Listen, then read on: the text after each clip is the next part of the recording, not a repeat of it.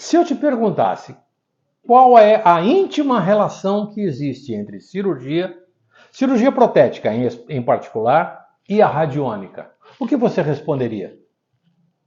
Está com dúvida?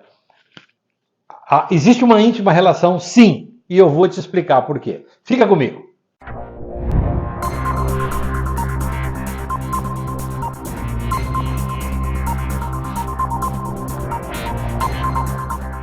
Olá, seja bem-vindo ao meu canal. Eu espero que você esteja bem, esteja curtindo todos os nossos vídeos de um jeito muito bacana.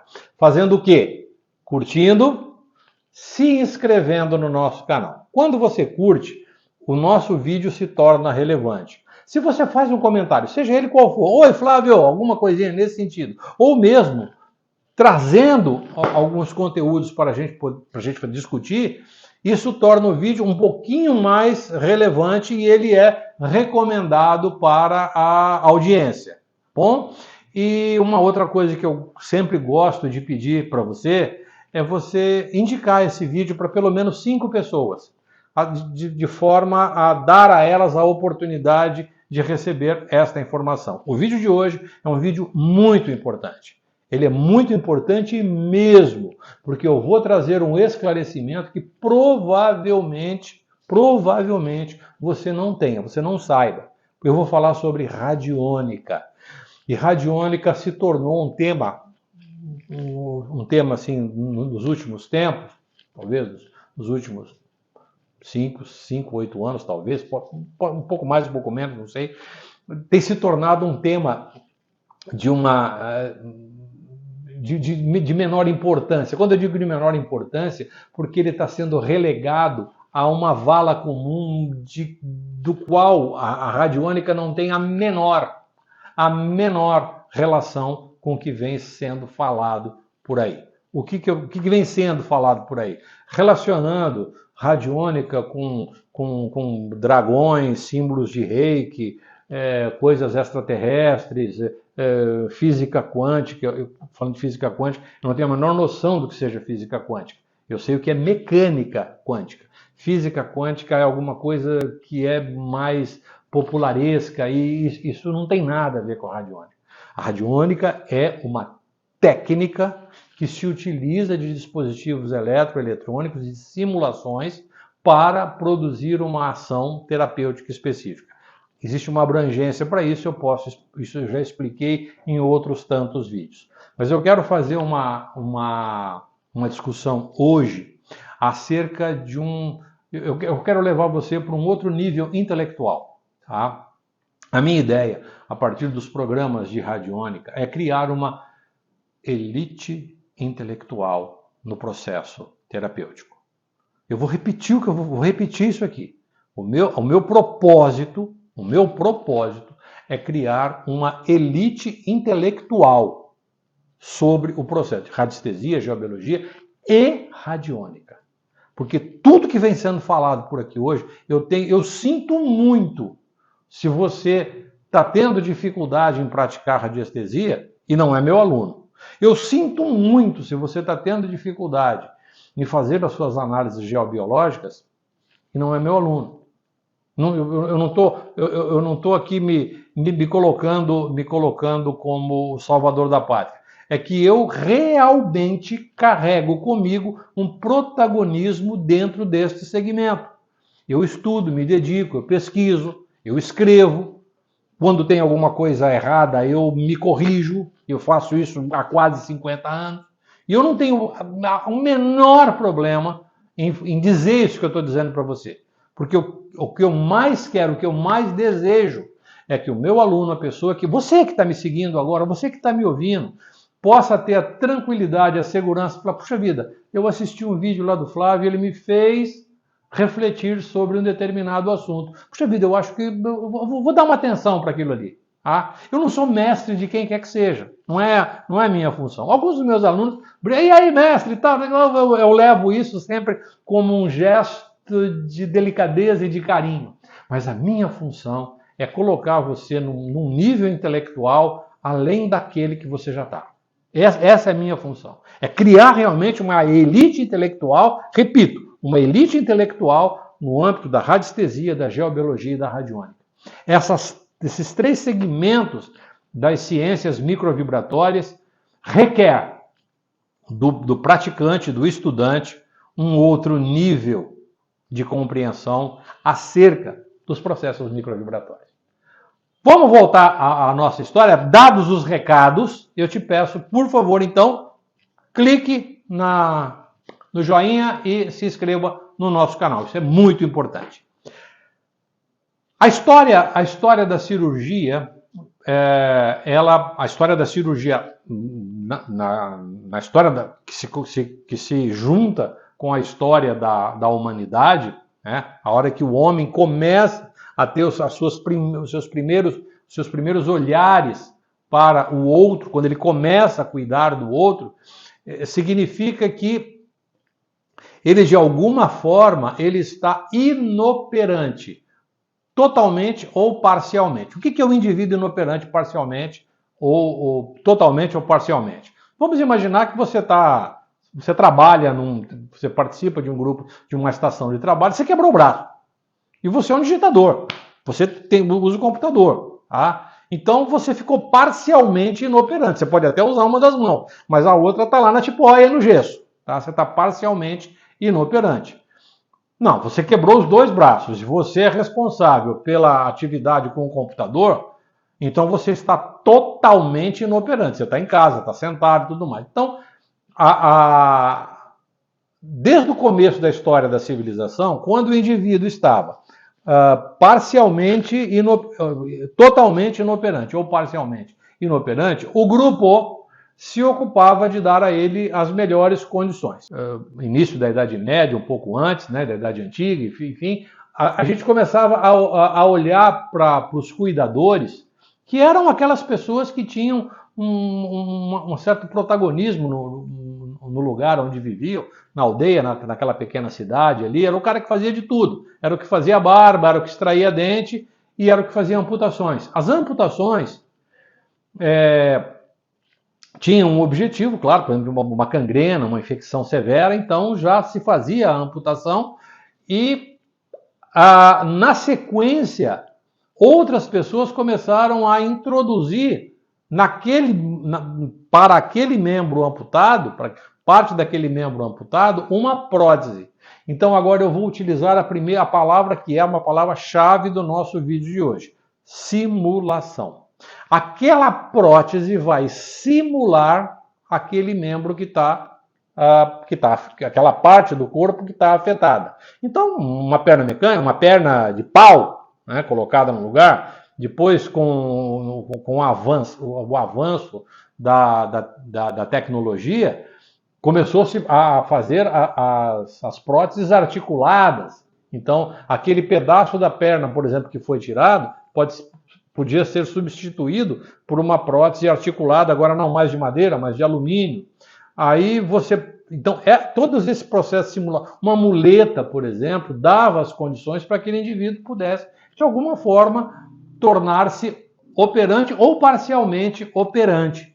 Tá? Então, as simulações tiveram este papel fundamental no avanço da medicina. Né?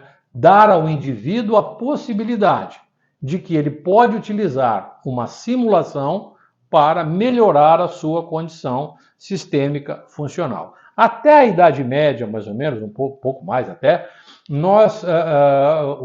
a história médica apenas compreendia os indivíduos basicamente na sua condição biomecânica, funcional. A parte sistêmica começou a ser compreendida, eu estou dizendo isso na Europa, estou dizendo isso especificamente na Europa.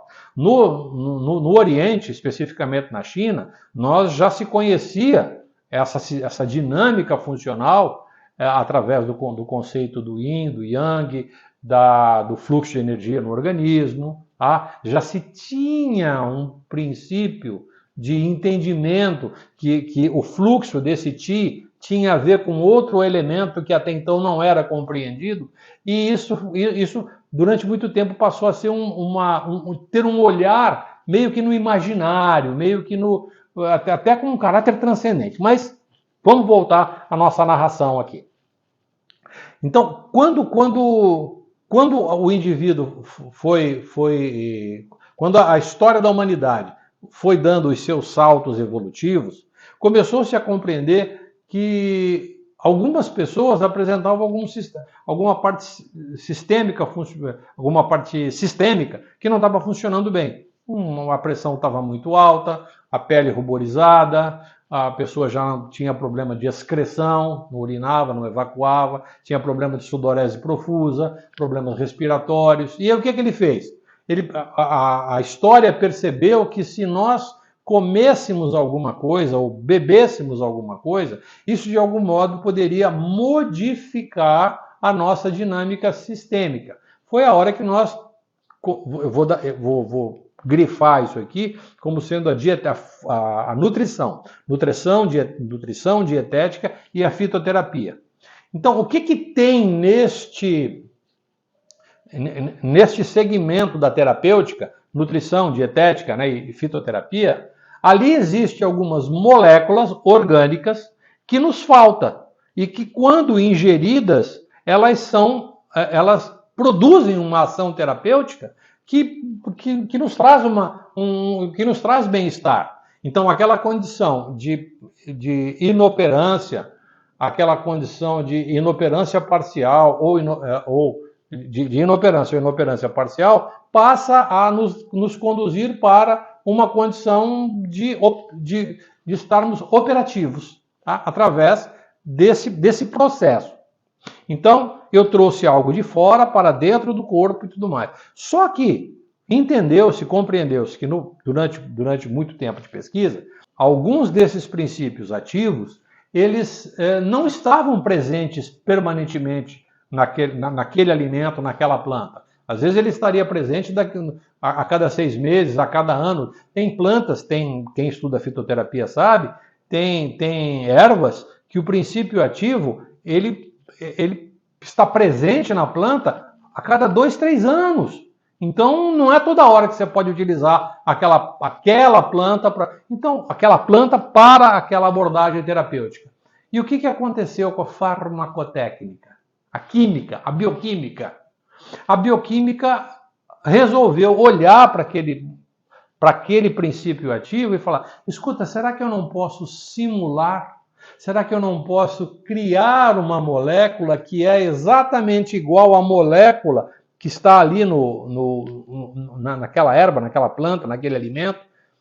E aí começou-se a se estudar as moléculas sintéticas, que nada mais são do que uma simulação. Eu estou grifando essa palavra, simulação. Tá? A simulação de uma molécula de uma planta, por exemplo. E que os exemplos, claro, são muitos, ok? Então, isto posto, a medicina começou a olhar para o indivíduo e perceber que ele não era só mais um processo mecânico. Tá? Amputava, colocava uma perna mecânica, diminuía a mobilidade dele, a atividade biomecânica dele, suportava-se por uma muleta ou por uma bengala.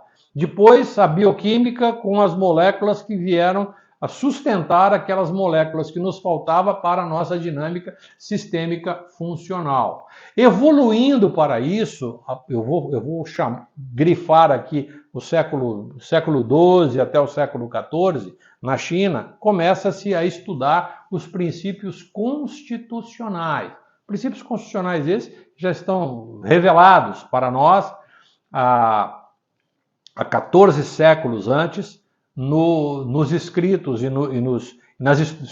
nas lendas e histórias do povo africano. Tema para uma outra discussão. Então, esse aspecto constitucional agora nos remete ao nosso comportamento.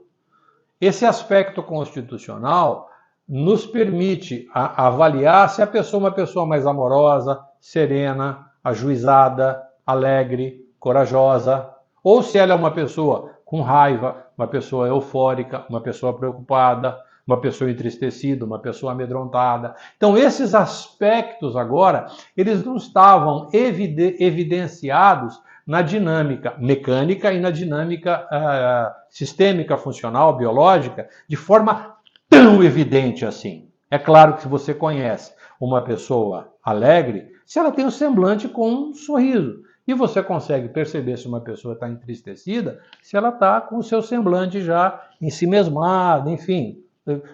São pequenos sinais. Mas você não tem isso claramente diagnosticado. Então, a partir deste processo de diagnóstico, desse processo de análise comportamental, começou-se a fazer outros diagnósticos. E esses outros diagnósticos deram origem a novos olhares terapêuticos, e esses novos olhares terapêuticos têm agora sim uma forte intervenção de processos de simulação. E dois desses processos de simulação, que eu considero fundamentalmente importante, é a homeopatia, com todo o seu arsenal de medicamentos, de remédios, que lida com os aspectos hierárquicos da vida do indivíduo, passando obrigatoriamente pelo seu caráter constitucional. E mais recentemente, no meados do século XX, nós vamos encontrar um trabalho feito na Inglaterra pelo Dr. Edward Bach e que é utilizado até hoje com amplo resultado, que é a terapia floral, que ela sai da homeopatia. E aí ela sai da homeopatia e cria um mecanismo, um processo de intervenção terapêutica, onde ele coloca em contato indivíduos, coloca em contato o indivíduo com um princípio curador. Um pouquinho diferente da homeopatia, onde a homeopatia coloca o semelhante em contato com o semelhante. Tá, Flávio? Até agora tá tudo certo, tá tudo bacana. E a radiônica? Século XX. Século XX é o século da eletricidade. Final do século XIX, começo do século XX, nós temos aí a Feira de Chicago, onde ela apresenta todas as inovações possíveis do século XX. O surgimento da eletricidade como um mecanismo dinâmico funcional. Nós já tínhamos uma ideia acerca da eletricidade lá dos gregos, né? Porque tinha-se uma ideia, um sentido desse fluido que é a eletricidade. A compreensão desse processo, enfim, Deus, final do século XVIII, começo do século XIX, onde surgiu os primeiros estudos sobre essa questão. E a eletricidade, ela é parte, agora sim, eu quero que você preste atenção, porque eu vou te levar para outro nível agora. Eu vou te levar para o outro nível agora. Presta atenção no que eu vou te falar. A vida na Terra,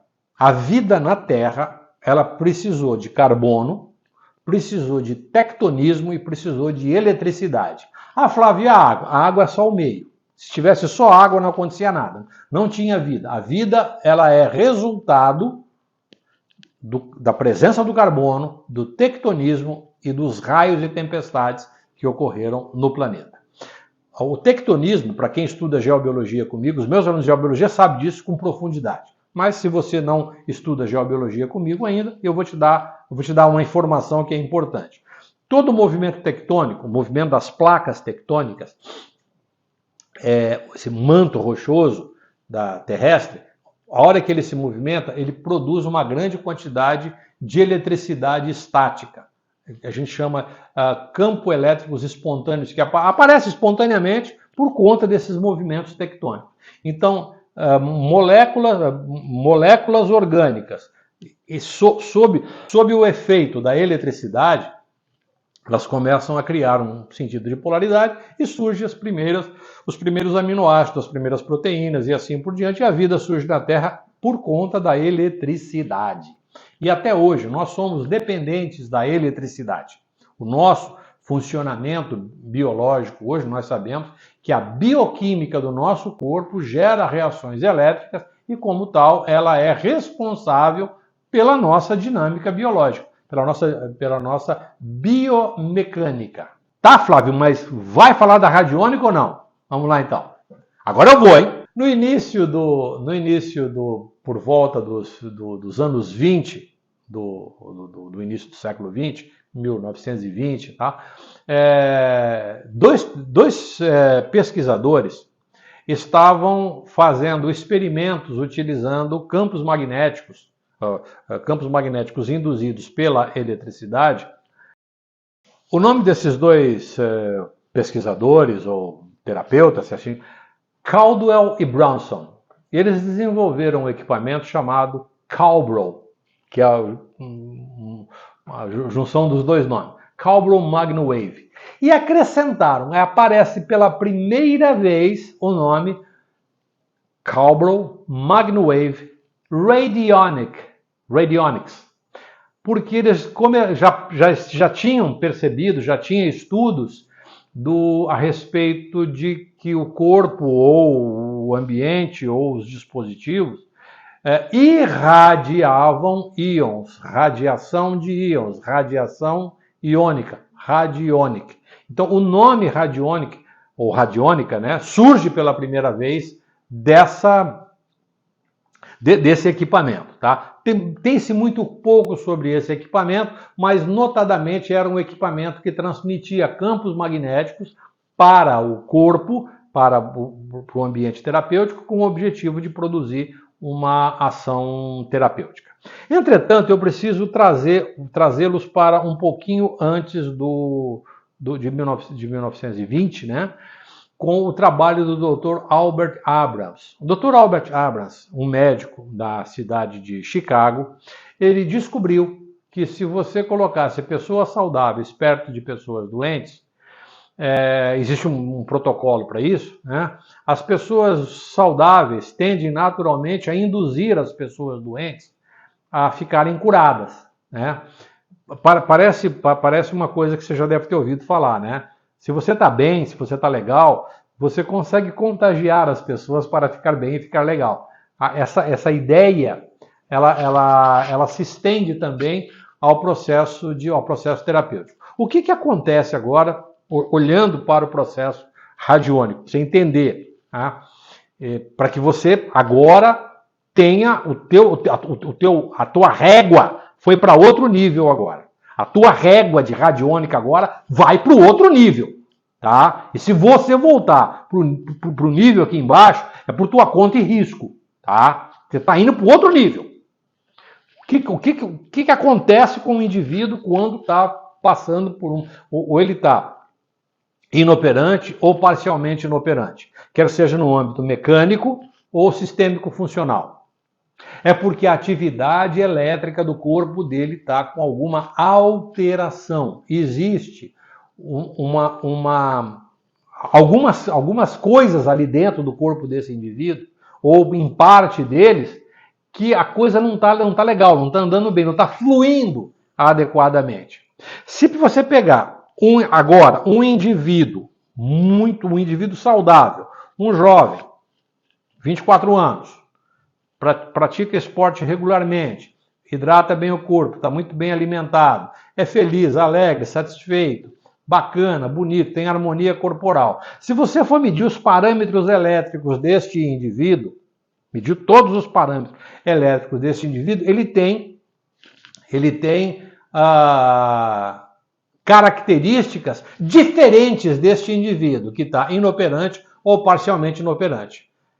Quando eu digo inoperante ou parcialmente inoperante, é um indivíduo doente. Esse aqui é um indivíduo saudável. O indivíduo doente que ele está inoperante, é todo o sistema. Ele é crônico, ele está baleado. O indivíduo parcialmente inoperante é alguma coisa aguda, tá? Então, o que é que eu faço com esse indivíduo? Eu vou tentar, de alguma maneira, agora, no âmbito da radiônica, tentar produzir alguns efeitos neste indivíduo, pegando esse indivíduo saudável aqui e colocando ele em contato, enxertando esse indivíduo nesse indivíduo doente. Você acha que é possível? É claro que não. Eu estou aqui viajando na maionese para ser didático. Estou exagerando para ser didático. É claro que você não consegue fazer isso. O que eu posso fazer em termos de eletricidade, em termos de padrão vibracional elétrico? O que você acha que eu posso fazer? Eu posso fazer uma simulação. Vamos parar um pouquinho? Para um pouquinho. Vamos voltar lá no começo da nossa história? O que acontecia quando o cara estava inoperante? Lá na Idade Média. Amputava e colocava uma prótese. Essa prótese é uma simulação. Dá um pulo no tempo e venha para cá agora. Você tem um indivíduo com um problema patológico, ele está com um problema, ele está com uma inoperância parcial ou total, né? Está acamado, está hospitalizado, está uma coisa. Ou ele está aí, sei lá, está com uma hipertensão arterial, está com um problema respiratório, mas ele está podendo ir e vir e tudo, está com um pouquinho de dificuldade, mas tudo bem. O que você faz? Você vai pegar o padrão funcional, normal, de um indivíduo que respira bem, eu falei de problema respiratório, e vai pegar esse padrão e vai ligar neste indivíduo através de um processo de simulação. Ok? Esta simulação, ela pode ter dois aspectos. O primeiro deles pode ser feito com uma máquina, um equipamento radiônico. Então, a radiônica, ela precisa de um equipamento, ela não é de outro jeito, inicialmente. Não, inicialmente não. Finalmente, finalmente, sempre se utiliza uma máquina para fazer o processo radiônico. Ou você pode fazer de maneira virtual. O que é fazer uma coisa de maneira virtual? Toda vez que você faz uma transposição de estado de consciência agora, dentro de um âmbito mais sutil, você consegue produzir bons resultados. Deixa eu fazer aqui mais uma volta nessa jornada do tempo. Recentemente, nos últimos 70, 80 anos, o Brasil foi protagonista e foi palco de um dos movimentos mais interessantes dentro do âmbito da doutrina espírita, que foram os centros espíritas de acolhimento a pacientes, e não só no processo de evangelização, onde surgiram as cirurgias espirituais. As cirurgias espirituais nada mais é do que um processo de simulação.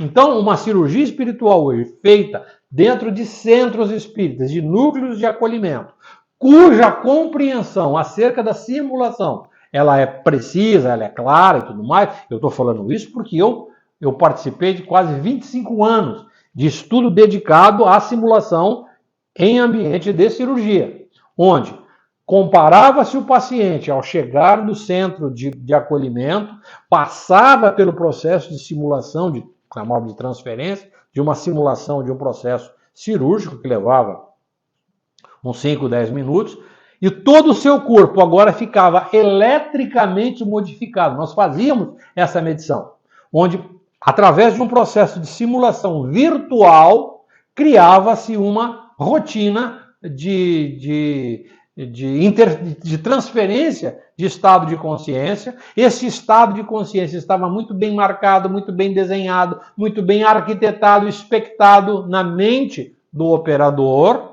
e virtualmente nós conseguimos transferir isso para dentro do paciente, através de uma plataforma virtual, através de uma plataforma radiônica virtual, um sistema de simulação, né? Uma plataforma de simulação radiônica. Então isso veio sendo feito durante mais de 20 anos, e os resultados foram surpreendentes. Eu estou dando conta para você agora, porque eu confesso a você, às vezes eu me irrito um pouco com relação a isso, porque as pessoas vêm a público, e provavelmente você deve ter ouvido falar de que faz isso, faz aquilo, e aí pega aquele desenho, aquele gráfico, coloca um dragão, coloca uma nave espacial, aí depois coloca um símbolo de reiki, coloca um reator, e transforma isso em alguma coisa que supostamente seria alguma coisa de radiônica. Em absoluto. A radiônica é um sistema de simulação, tá certo? Então, quem detém esse conhecimento? Eu que estou olhando para mim aqui, ó, tá? Por quê? Porque eu sou o melhor de todos? Não é isso. É porque eu me dedico a esse estudo há 50 anos. Eu olho para isso sempre vendo como é que eu consigo fazer isso. Como é que eu consigo obter esse tipo de resultado? Porque eu tenho algum dom especial, sou algum sensitivo, algum médio, eu falo com algum extraterrestre. Não, não é nada disso. É a compreensão intelectual, e não é outra coisa. É a compreensão intelectual de um processo microvibratório. O processo microvibratório, ele não é regido pelas leis macrovibratórias. E não tem nada a ver com mecânica quântica. Pelo amor de Deus. Pelo amor de Deus. Para. Tá? Então, muito embora tenha um caráter sutil, não tem a ver com mecânica quântica. Por favor, deixa a mecânica quântica quieta, no laboratório. Vem, nós dois aqui. Tá? Os processos microvibratórios, eles demandam atividades elétricas do nosso cérebro, do nosso corpo, são microatividades que tem a ver com expansão de campos eletromagnéticos. Isso eu explico com profundidade de detalhe nos nossos programas de treinamento. Quem já estuda geobiologia comigo e faz trabalho à distância no âmbito do reequilíbrio das moradias, sabe exatamente o que eu estou fazendo. O que é o processo de transposição da consciência. Então, dentro de um ambiente radiônico virtual, uma simulação, eu te ensino a fazer exatamente esse processo com base no entendimento e na compreensão de como funciona o nosso corpo eletronicamente. Existe um funcionamento eletrônico do nosso corpo. Aí, quando eu li tudo que o Dr. Abrams escreveu, quando eu li tudo que o Dr. Thomas Geller Hieronymus escreveu nas suas notas de laboratório, quando eu li tudo que o Dr. David Tansley escreveu, e eu falo David Tansley, leia no original. A nossa tradução aqui, ela tá boa, mas tem uns gagzinhos ali. Tá? As entrevistas do Dr. Tansley. Fala exatamente isso que eu estou falando para você. E radiônica não tem nada, absolutamente nada a ver com extraterrestre, com dragão ou com símbolo de reiki. Ou qualquer outro símbolo que você imagina que possa existir. E tampouco gráfico radiônico. Isso é uma verdadeira bobagem. Então, agora eu tenho certeza que eu explodi seu cérebro. Se você ainda está nessa, eu tenho certeza que eu explodi seu cérebro. Ou talvez você não queira mais ouvir o que eu tenho para falar. E você está absolutamente certo dos dois jeitos. Se eu explodir seu cérebro, legal. Se você não quer mais ouvir falar não quer mais ouvir o que eu tenho para dizer, você está certo do mesmo jeito.